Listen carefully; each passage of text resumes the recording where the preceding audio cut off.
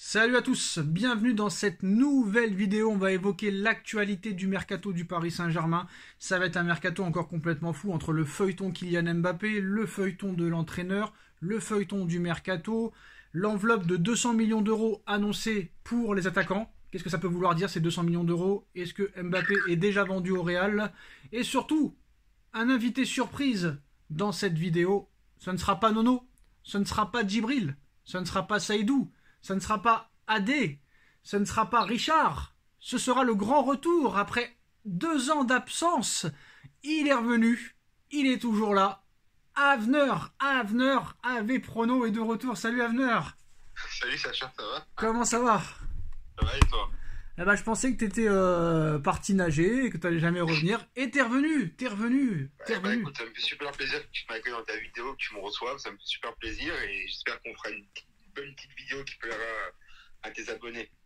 Alors, pour le coup, il faut préciser quand même que, avant que Mbappé prolonge, Avner était le seul sur sa chaîne, avec moi un petit peu, même si à la fin j'avais Avec eu toi de... beaucoup aussi, hein. Comment? Avec toi aussi beaucoup, tu l'as beaucoup dit, hein. Même sur la fin, quand même, j'avais des petits doutes, mais voilà. Très clairement, il était unanime pour dire que Mbappé allait prolonger au Paris Saint-Germain à l'été 2022, et voilà. Bon, voilà, maintenant, comme vous le savez, chacun a ses problèmes, donc Avner a arrêté un petit peu YouTube, peut-être qu'il reprendra. Il y aura des surprises dans quelques semaines, les postos, donc restez branchés sur cette chaîne. Bon, Avner, voilà, toujours supporter du Paris Saint-Germain. Alors déjà, question très rapide. Comment t'as vécu encore une fois cette saison catastrophique, parce qu'on n'a pas eu l'occasion d'en parler, toi et moi. Qu'est-ce que t'as pensé de l'intronisation de Galtier l'année dernière? Qu'est-ce que t'as pensé des mois d'août et mois de septembre qui ont été au niveau du jeu exceptionnels, et après la descente aux enfers comme d'habitude? Honnêtement, qu'est-ce que t'as pensé au début, et quand ça a commencé à partir en couille après la Coupe du Monde, qu'est-ce que t'as pensé de tout ça encore une fois, de cette saison 2022-2023? Alors écoute, pour répondre bien à ta question comme il faut, je vais te donner un exemple précis. Maintenant, ça fait pas mal de temps qu'on se connaît. Tu sais à quel point on parle à chaque fois de football, comment j'aime le PSG, c'est vraiment voilà, mon club comme toi, ça l'est aussi, tu vois. Et ben, tu savais que grâce à toi, je me suis lancé sur YouTube, tu m'as vraiment poussé pour que je me lance sur YouTube. Et ben, c'est simple, en début de saison, j'ai regardé 2-3 matchs et j'ai arrêté YouTube, je te dis la vérité, parce que au bout d'un certain temps, j'ai vu en fait que ça changera jamais. J'étais frustré devant ma télé et je me suis dit, ça me gonflait en fait de faire des vidéos. Et ils m'ont coupé toute envie, donc j'ai arrêté mes vidéos parce que j'allais faire des vidéos que pour m'énerver. Et j'avais pas envie de retransmettre ça aux gens. Je sais pas si tu vois ce que je veux dire. Mais Donc, le jeu, le jeu exceptionnel produit au mois d'août et mois de septembre, ça va t'as pas donné... oui, mais bien sûr, au début, tu trouves ça top, mais au début, tu dis, bon, bah, c'est l'effet de surprise, encore une fois.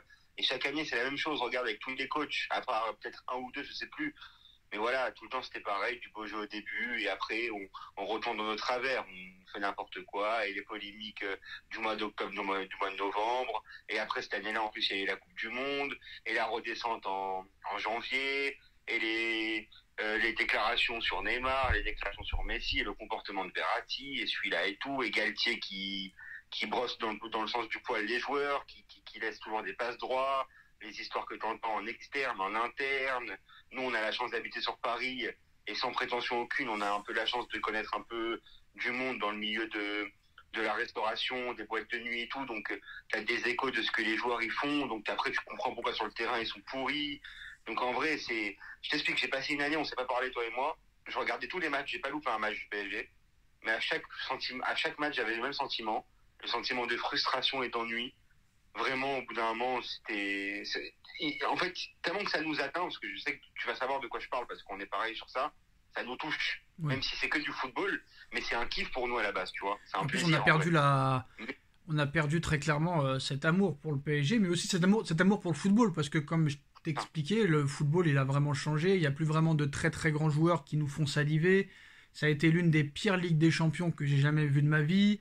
Tout le monde va partir en Arabie Saoudite. La fin de carrière de Ronaldo, de Messi, etc., qu'on verra plus en Ligue des Champions. C'est fini les grands matchs, c'est fini les grands joueurs, et là, le football européen est en grand danger. Exactement, t'as tout dit. Je suis complètement d'accord avec toi. On n'a même pas parlé pour vous dire la vérité.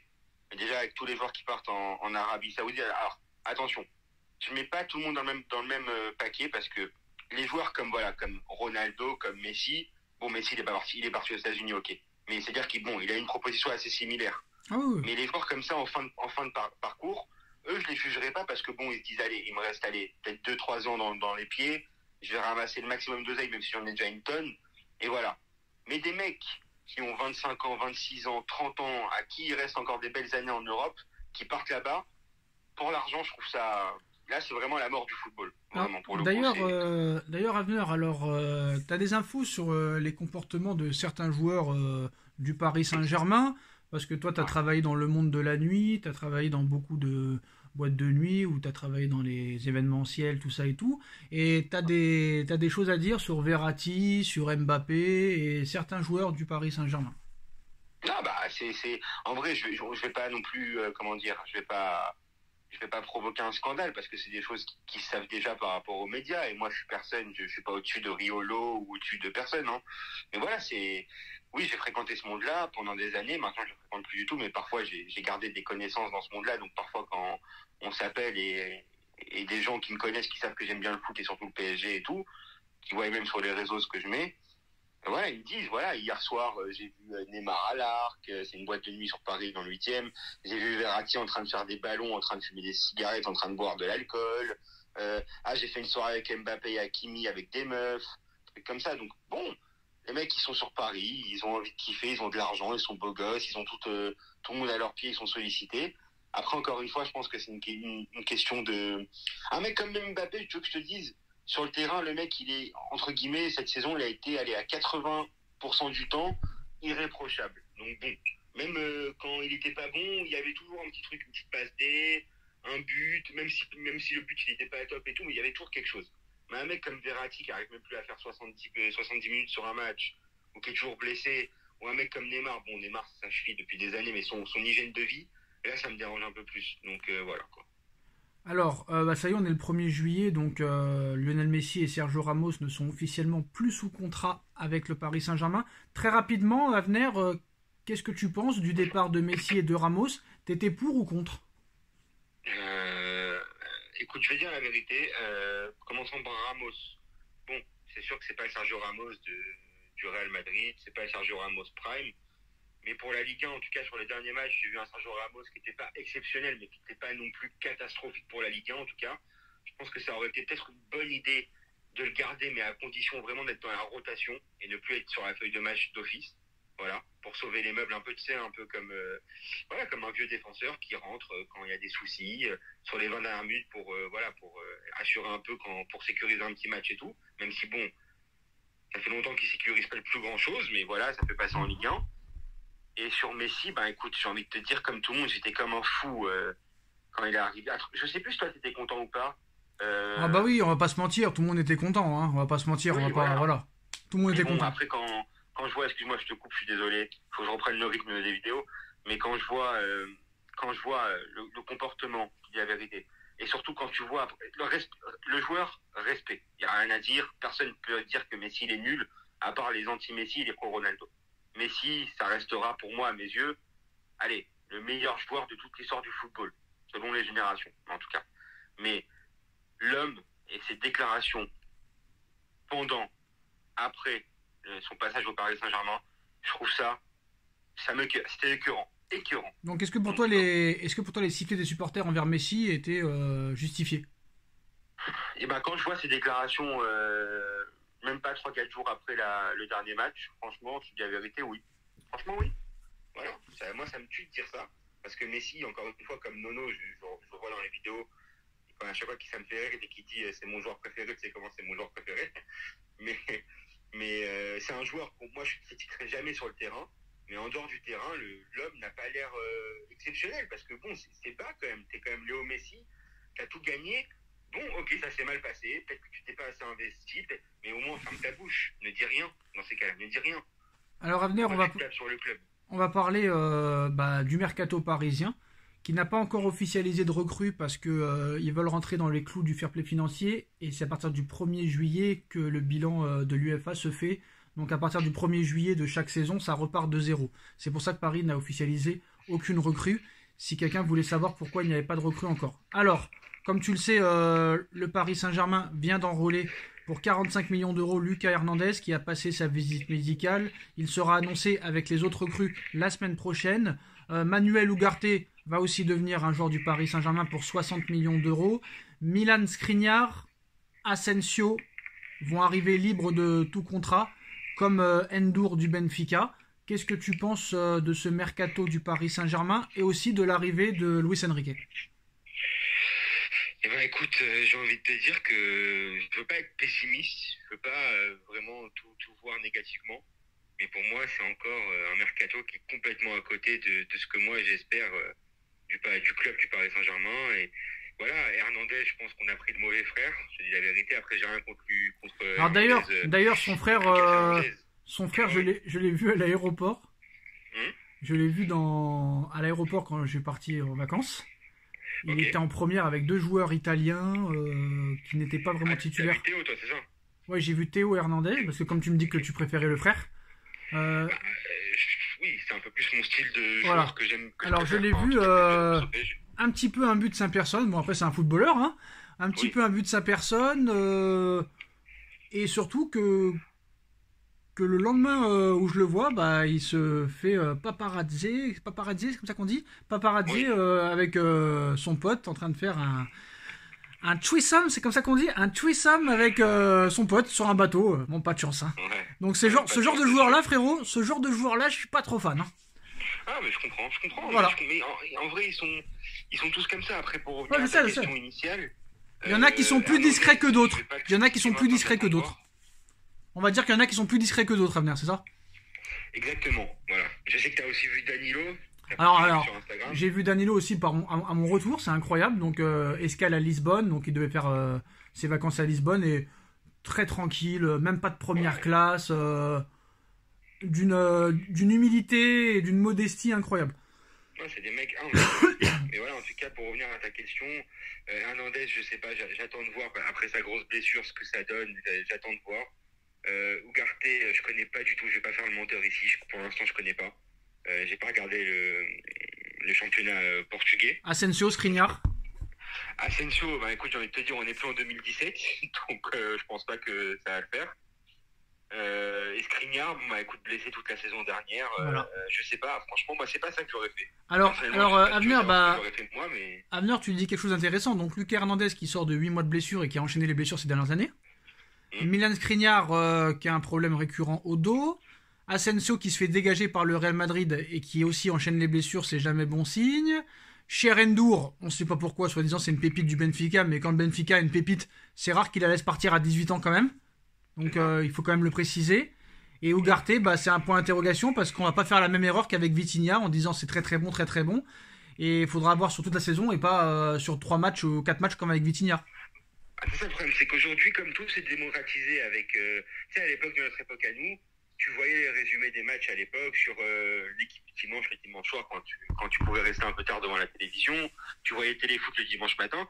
Aujourd'hui, dès qu'il y a un mec qui fait 3 dribbles et 3 bons matchs d'affilée ou qui va mettre 4 buts dans la saison, c'est une pépite. C'est ça. Mais non, mais c'est pas comme ça le football. Alors maintenant... au moins sur 1 ou 2 ans. Alors qu'est-ce que tu penses de l'info du Parisien ce soir qui annonce que Paris aurait une enveloppe de 200 millions d'euros pour recruter 2 joueurs offensifs. Déjà ces 200 millions à venir, il faut être conscient de la chose. C'est 200 millions d'euros seulement pour 2 joueurs offensifs.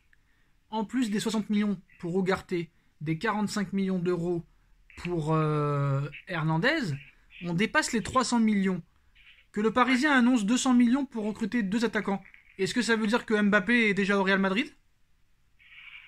Sachant que Paris, à venir, est quand même surveillé de très très près par le fair play financier. Paris pourrait mettre 305 millions comme ça, alors qu'il pourrait encore recruter après. Alors d'accord, je veux bien que tu aies fait l'économie du salaire de Messi, du salaire de Ramos, que Paredes va partir à Galatasaray vendu pour une bouchée de pain 3,5 millions mort de rire, que peut-être d'autres salaires aussi vont être économisés, mais de dépenser minimum 305 millions d'euros comme ça, est-ce que ça veut dire qu'ils attendent une grosse somme d'argent et que ça pourrait être le transfert de Mbappé au Real ? Moi je pense que ça veut plus dire que ces dernières années, je pense qu'ils se sont gavés sur un terme marketing Et même toi, j'ai vu aussi parfois tes coups de gueule sur le prix des places. Donc, je Ouais, pense ouais. que même sur le prix des places, ils ont tout ce qu'il y avait aussi. Ça, c'est sûr. Je pense que Mbappé, moi, personnellement, si tu me demandes ça, après, peut-être que dans 3 jours, tu vas apprendre qu'il part, mais je sais pas, je suis pas devant. Je pense qu'il va rester au Paris Saint-Germain. Ouais. Par contre, 200 millions, aujourd'hui, avec le prix du marché, Ouais. pour acheter deux attaquants, tu vas acheter qui? Alors, toi, Kane, tu veux à ce qui, qui paraît, toi? veut pas venir. Toi, tu veux qui? Dis-moi. Tu veux qui? Moi, je veux qui? Je te dis la vérité. Moi, si j'ai le choix, je prends Rashford et Moïse Kean. Même s'il a pas fait une grande saison avec la Juve, C'est ça. je reprends Moïse Kean, ce qu'il fallait pas laisser partir à l'époque, mettre une clause dans son contrat. Parce que le problème, c'est que 200 millions. Quand tu vois qu'un mec comme Ekitiki coûte déjà 40 millions d'euros, Ouais. aujourd'hui, le marché, il est complètement. Bah, c'est simple, hein. Eux, ils veulent Kane ou Osimhen. Et ils veulent Bernardo Silva en ailier, donc ça ferait 200 millions.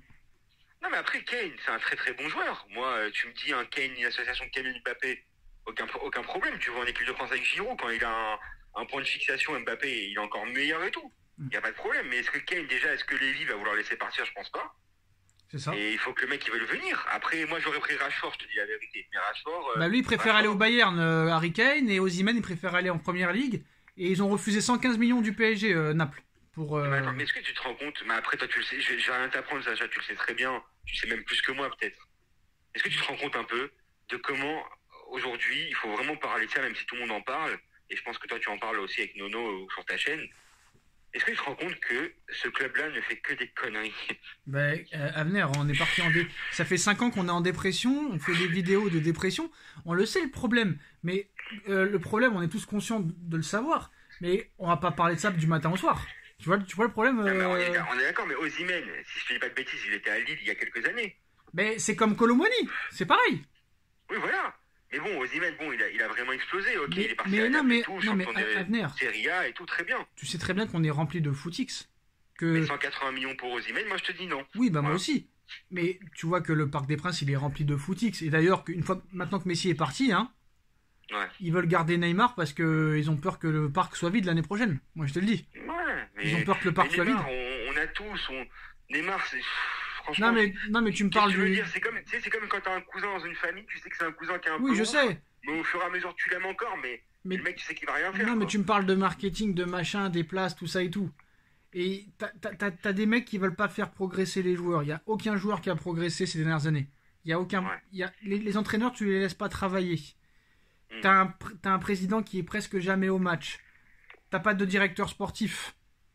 Ouais. T'as pris le pire directeur sportif qui travaille dans un autre club aussi. Mm. Tu peux rien faire. Ça sert à rien. Ils savent pas comment gérer. Mais à l'arrivée, tu peux faire quoi à venir? Tu ne peux rien faire. Ils ont fait une manifestation. Ils ont insulté Neymar de tous les noms. Ils ont insulté Galtier de tous les noms. Direction d'émission. Et ça se trouve, c'est même eux-mêmes qui ont payé les supporters pour le faire. On sait jamais. Va savoir. Ouais, peut-être, bien sûr. On sait bien pas. On sait pas. Donc à l'arrivée, il n'y a plus rien à faire. Malheureusement, il faut subir. Et ça sert à rien parce qu'il n'y a pas vraiment de vrai, on va dire, groupe de supporters. Comme à Marseille, par exemple, s'il se passerait ça à Marseille, ou à Naples, ou peut-être à Madrid, ça se passerait pas comme ça. Tu vois ce que je veux dire ou pas? Non, mais là, attends, là, ils étaient choqués là pour l'histoire des supporters et tout. Moi, je suis pas Malheureusement, choqué. ils n'ont pas connu le PSG version. C'est ça. Version. Mais dis-leur à venir qu'à l'époque des vrais supporters du PSG, quand on jouait la relégation et tout ça et tout, bah, ce qui se passe malheureusement en ce moment dans les rues là, c'est ce que les supporters du PSG faisaient aux voitures des joueurs. Ah, c'est ça, demandez-vous à Sami Traoré, tout ça. Et À tout, Roten, à Armand. Roten. À Roten, à Sylvain Armand, à Mendy, demandez-leur. Ah ouais. Mais le problème, frérot, ils savent même pas qui c'est. Ils savent même pas qui c'est. Je vois des TikTokers sur le foot, ils demandent à des jeunes de 18 ans, est-ce que tu connais ce joueur-là du PSG? Avec des maillots du PSG, hein. Le mec, il connaît, le mec, il connaît même pas Waro, il connaît même pas Erding, il connaît même pas Paoletta, il connaît même pas Sorin, il connaît même pas Enze. Donc qu'est-ce que tu veux Non, mais faire? tu vois que là aujourd'hui, bah, regarde, tu vois que depuis qu'il est parti du club, la page Instagram du PSG, elle a plus de 3 millions de followers, je crois, ou 5 Voilà. millions, combien? Ça veut tout dire. Ça veut tous dire. Ça veut tous dire. Maintenant, Voilà. venir une dernière chose, hein, quand même. Mhm. Et comme ça, tu pourras évoquer ces deux infos. Pendant tout le mois de mai, on va dire, hein, fin avril plus tout le mois de mai, que ce soit l'équipe, le Parisien, Eurosport et RMC Sport et tous les médias sérieux, hein, que ce soit en France et à l'étranger, ils ont parlé un coup de Mourinho, un coup de Thiago Motta, un coup de Nagelsmann, Thierry Henry, Marcelo Gallardo, Mais PSG Community, depuis le 1er mai, je crois, ou le 5 mai, ont toujours dit que Luis Enrique allait signer au Paris Saint-Germain. Et ils ont eu raison. Alors déjà, qu'est-ce que tu penses de l'arrivée d'Enrique? Et la deuxième question, mon aparté. Et d'ailleurs, sur le truc de Enrique, leur information sur Enrique, il y a 1 mois et demi à venir, ils l'ont épinglé sur Twitter. Hein. Okay. Pour bien qu'on voie quand même que c'est eux qui ont eu raison et pas l'équipe, pas le machin, pas le bidule. Et bien sûr, hein, ils ont eu raison de le faire. Une fois que l'équipe avait annoncé l'information, que le Parisien a relayé et machin, ils ont bien précisé que eux, le 5 mai, ils l'avaient dit avant tout le monde. D'accord? Ouais. Ok. Et là, le 22 juin, t'as dû en entendre parler aussi, Avner. Le 22 juin dernier, PSG Community exclu, hein, nous annonce. Alors, je vais pas leur faire de la pub, hein, mais quand un média a raison, il faut quand même le souligner aussi des fois. Le 22 juin, PSG Community qui nous dit que Mbappé et le Paris Saint-Germain, c'est terminé, que l'attaquant va rejoindre le Real Madrid dès cet été, que l'émir et Florentino Pérez se sont mis d'accord pour un transfert de 250 millions d'euros, dont 50 millions d'euros de bonus. Et le 22 juin, ce message aussi a été épinglé à Venner. 3505 messages d'insultes. Sur Enrique, ils ont eu raison, tout le monde s'est excusé. Là, honnêtement, ils ont épinglé quand même le Twitter, le tweet. Bon, ça veut rien dire, hein. Peut-être qu'ils ont rien à perdre, hein. Mais est-ce que quand même, c'est une possibilité? Et est-ce qu'ils prendraient le risque de mettre leur crédibilité, en miettes? Non, moi je te dis la vérité, PSG Community, je le connais, c'est Miloud. Ouais, mais il n'y a pas que lui, hein. Lui, c'est un âne. Mais c'est lui qui a l'initiation parce que moi je l'ai connu il y a 5 ans mais déjà. Oui, d'accord, Abner, je suis d'accord avec toi, mais lui, c'est un âne. Il y a des mecs qui sont plus au courant que lui, je te le dis. Parce que lui, il est plus sur son truc, sur son autre Twitter, hein, de son nom et de son truc. Mais PSG Community, il y a vraiment beaucoup de gens en plus de lui. Donc faut pas croire que c'est lui l'investigateur. Il est peut-être dedans, c'est sûr, il travaille dedans, hein. Ouais, je sais que lui il fait des conférences de presse. Voilà, mais les grosses infos, elles viennent pas de lui. Ça, je peux te l'assurer. Je sais pas, écoute, franchement, moi je te l'assure, moi je te le dis. La première question, Luis Enrique, c'est que mon avis sur Luis Enrique. Écoute, j'attends de voir, moi je dis plus rien. Pareil. Voilà, j'attends de voir, on verra bien. J'aimerais trouver un coach qui a une grinta, j'aimerais trouver un coach où on se régale au niveau du jeu, j'aimerais trouver un coach qui veuille plutôt, gagner 5-6-0 à tous les matchs et ne pas être content quand ils en gagnent que 2 ou qu'ils se prennent un but. Je veux trouver un coach comme ça. Est-ce que ce sera lui? Si c'est lui, tant mieux. Si c'est pas lui, ben écoute, il y aura un nouveau coach dans 1 an, comme d'habitude, de toute façon. Tiens, à venir Mbappé, là, comme on va en parler, là, qui fait son homme politique, qui se prend pour le président de la France avec un énorme communiqué. Mbappé, les Bleus, ouais, un communiqué. Bon, on va pas le lire parce que c'est un livre, hein, mais voilà, qui parle de tout ce qui se passe. Voilà, bref. Ouais. Et pour répondre à ta deuxième question, PSG Community sur Mbappé, bah écoute, moi je pense sincèrement, sans être rageux ou quoi que ce soit, je pense qu'ils nous apprennent rien. Je pense que c'est plutôt les... Non, mais là ils sont affirmatifs. Là ils te disent que ça va se faire cet été, que ça va se faire, que c'est sûr. On a tous dit des choses. Non mais là ils ont le courage quand même. Ils ont le courage quand même de laisser le message épinglé et quand même je pense qu'il doit y avoir une information où ils sont sûrs. Peut-être, je pense peut-être. Après, moi, en tout cas, je vais dire la vérité. Moi, tout ce que je sais, c'est que, honnêtement, je suis un supporter du PSG, que le PSG passera toujours en premier, mais que j'aurai quand même les boules si Mbappé y part. Mais d'un autre côté, je me dis aussi, et c'est horrible ce que je vais te dire, et il y aura peut-être des gens qui vont me clasher en commentaire, et je comprendrai, c'est pas grave, c'est normal. Mbappé, peut-être que pour le bien de sa carrière, il devrait se barrer aussi, je te dis la vérité. Ah oui, s'il n'y a pas de projet, c'est ça le problème, s'il n'y a pas de projet. Et en plus, rappelle-toi ce qu'il a dit il y a quelques semaines. Moi, je pense qu'il veut se laisser quand même, sincèrement, je le connais pas, hein, mais je pense qu'il veut se laisser quand même une dernière chance. On t'entend pas trop bien, Avner. Attends, tu m'entends mieux là? Pas trop. Là, tu m'entends? Non. Et là? Petit problème de son, on t'entend plus aussi bien qu'au début. Allô? Ouais, on va faire avec, mais on t'entend pas trop bien. Là, tu m'entends? Bah vas-y, on va essayer de faire comme ça. Ok.